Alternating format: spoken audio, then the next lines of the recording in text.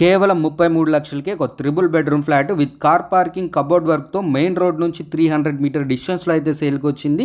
అందరికీ నమస్కారం, నా పేరు సతీష్, మీరు చూస్తున్నారు జేసీబీ ప్రాపర్టీస్. ఫ్రెండ్స్, ఈ ఫ్లాట్ అయితే 1 మంత్ బ్యాక్ మనకి 40 lakhs చెప్పారండి. సో ఓనర్స్కి అర్జెంట్ మనీ రిక్వైర్మెంట్ ఉండటం వల్ల అక్షరాల 7 లక్షలు అయితే ప్రైస్ తగ్గించి అయితే చెప్పడం జరుగుతుంది.